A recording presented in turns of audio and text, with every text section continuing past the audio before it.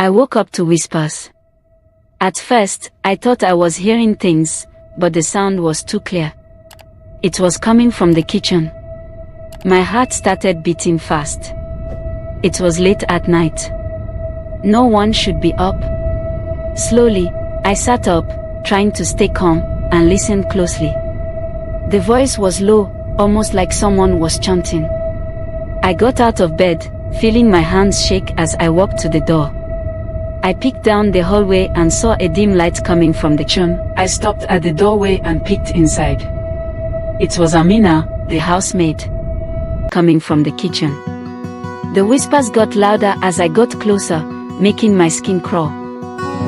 She was sitting on the floor, her back to me. In front of her was a small black pot, and the smell in the room was strange, something sour and smoky. I couldn't understand the words she was saying. It didn't sound like anything I'd ever heard before. I crouched behind the door, watching. Amina's voice grew stronger, like she was putting all her energy into whatever she was saying.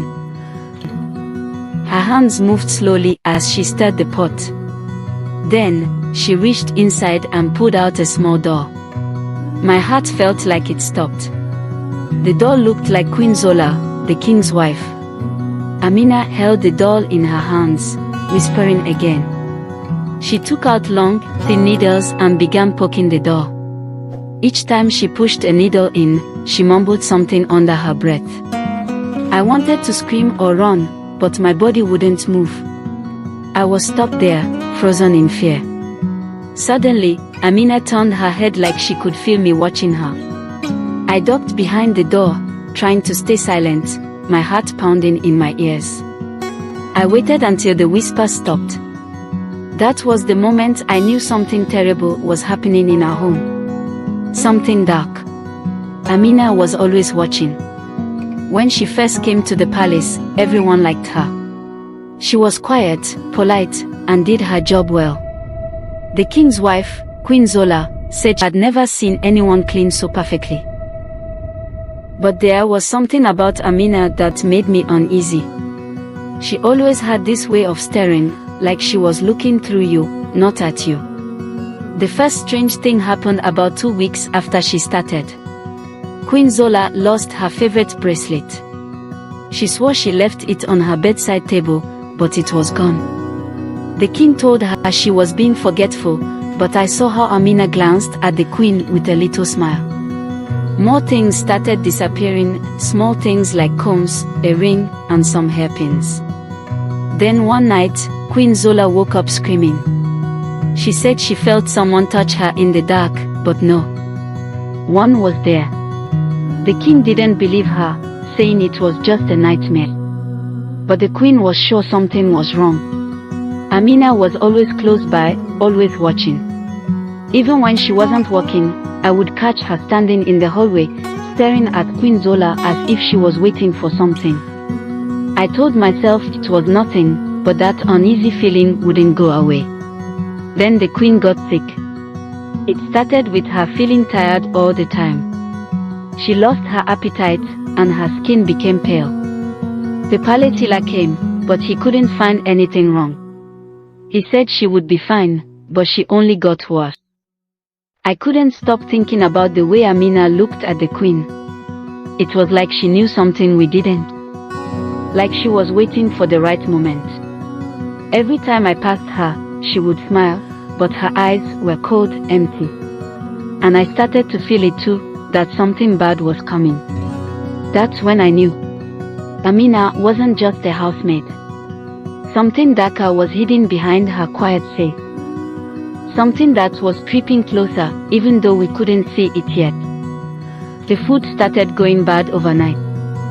We'd cook dinner, eat, and by morning, anything left over would be rotten. It didn't make sense.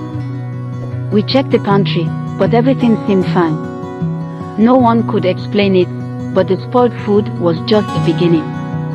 Then, the palace dogs began acting strangely. They used to be friendly, always following us around, but now they refused to come inside the house. They'd whimper and run away whenever Amina walked by. Even when she wasn't near, they'd avoid the rooms she cleaned. One night, I couldn't sleep. I went to get some water from the kitchen, and as I passed the garden, I saw Amina outside. It was dark, but the moonlight was enough to see her. She was digging. I watched, hidden behind a curtain. Amina took something out of her pocket and buried it in the ground. The next morning, I went to check the spot. There was fresh dirt, but I couldn't find whatever she had buried. When I asked her about it, she smiled and said it was kitchen scraps. But I didn't believe her. Queen Zola's sickness got worse. Her face was pale, her eyes sunken. She hardly spoke anymore, and she seemed weaker every day. The healer tried everything, but nothing worked. He looked worried, more worried than he let on. I overheard him tell the king that it was almost like the queen was being drained. I started to watch Amina more closely. Every time the queen was near, Amina would linger, quiet but always there. I noticed she would glance at Queen Zola in a way that made my skin crawl, like she was waiting for something to happen. The spoiled food. The sick queen. The strange things Amina buried in the garden. It all started to add up, but no one else seemed to see it. Something wasn't right, and Amina was in the middle of it. I heard the whispers again. It was late, and the palace was quiet. I should have been asleep, but something woke me. This time, I knew where the whispers were coming from. The kitchen. My heart raced as I slid out of bed. I didn't want to go, but I had to know what Amina was doing. I moved slowly, trying not to make any noise. When I got to the kitchen door, I stopped and peeked inside. Amina was there, sitting on the floor like before. The small black pot was in front of her again, and she was stirring it, her lips moving in that strange language. There were strange drawings on the floor, made with some kind of chalk. The air felt thick, heavy, like I couldn't breathe properly. I wanted to run, but my feet wouldn't move. I just stood there, watching her. Then, Amina pulled out another doll. This one looked even more like Queen Zola than the last. It had her clothes, her face, everything. My stomach twisted in fear. Amina held the doll in her hands and began to stick needles into it, just like she did before. Her whispers grew louder, more intense, and I could feel something terrible in the air. My heart pounded as I crouched behind the door, not daring to move. I knew if she saw me, something bad would happen. I didn't understand what she was doing, but I knew it wasn't good. Suddenly, Amina stopped. She turned her head slowly, like she could sense someone watching her. I ducked behind the door, holding my breath, praying she wouldn't come closer. I stayed there, frozen, until I heard the whispers fade away. When I finally dared to look again, she was gone. But I knew now, Amina wasn't just an ordinary maid. Something evil was in her, and she was after Queen Zola. And the worst part was, I was the only one who knew. Queen Zola was losing hope. Every day, she looked more tired. Her skin was pale, and her eyes were sunken deep into her face. It hurt me to see her like this, and I felt helpless. The healer had tried everything, but nothing worked. The queen's laughter, once bright and warm, was now gone. Instead, she spent most of her time in bed, staring at the ceiling. One afternoon, I was cleaning near the queen's room when I overheard her speaking with the king. "Something is wrong with me, my love," she said softly. "I feel like I'm being pulled away, like something is taking me." The king sighed, looking worried. "You just need to rest. You'll be fine." But I knew she wasn't fine. A heavy weight sat in my stomach, growing every day. I thought about Amina and her strange behavior. I had to find out more. That night, I couldn't sleep again. I remembered what I had seen Amina doing in the kitchen, and I felt a chill run down my spine. I knew I had to confront her. I tiptoed down the hall, my heart racing, and opened the kitchen door. But the kitchen was empty.